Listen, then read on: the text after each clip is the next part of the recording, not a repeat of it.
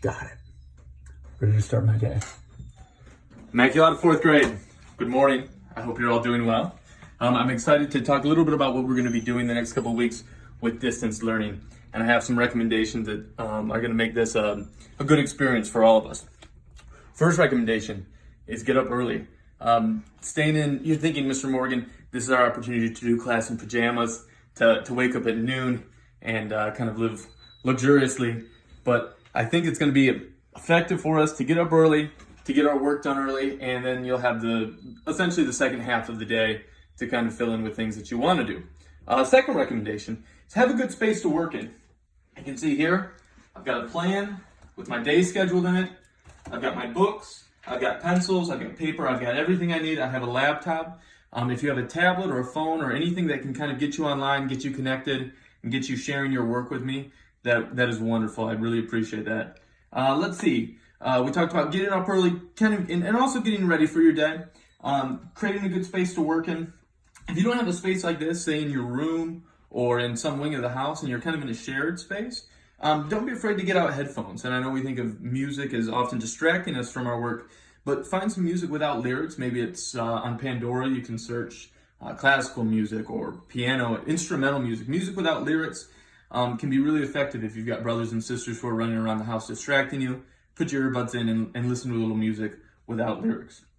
As far as sharing your work with me goes, you can take a picture and you can send that via Messenger, via email, really any platform of communication that your family wants to use. It'll be very helpful for me to see your work and give good feedback.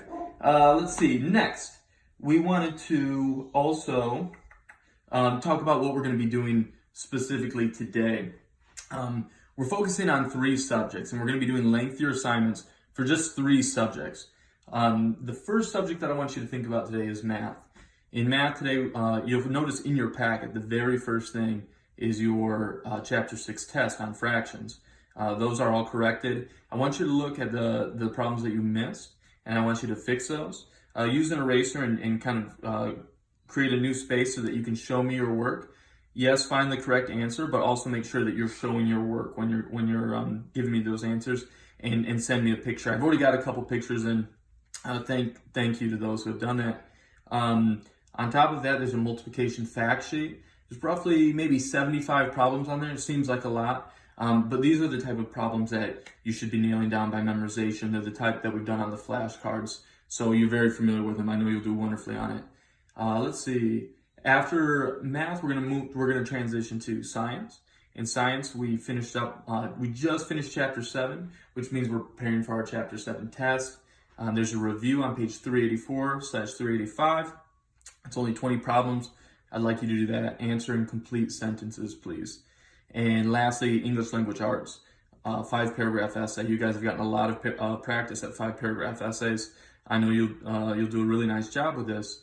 The topic is Little House in the Big Woods and the frugality, or the way that the family uses their resources wisely.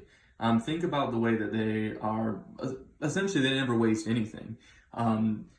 From the resources that God has given them to their time, they're never bored, and they're never without something to do.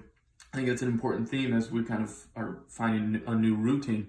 5 paragraphs on that. Practice all the writing conventions that we've been working on. Write in paragraph form, double space your lines, indent your paragraphs, practice good spelling and punctuation. Make sure you follow those conventions that we've practiced, using the right there, using the right its. Do all those things, and you don't have to send me a picture for your rough draft. We'll talk tomorrow about editing your rough draft, but for today, I just want you to work on getting those 5 paragraphs down. And then lastly, I sent a couple poems with you. And the second video today is just kind of a fun video with a little bit more information on those poems.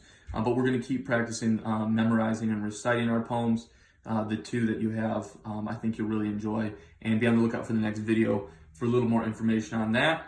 I'll keep it quick. I hope you guys are doing really well. Miss you. I look forward to when we'll have class together again. Keep up the good work, and we'll see you soon.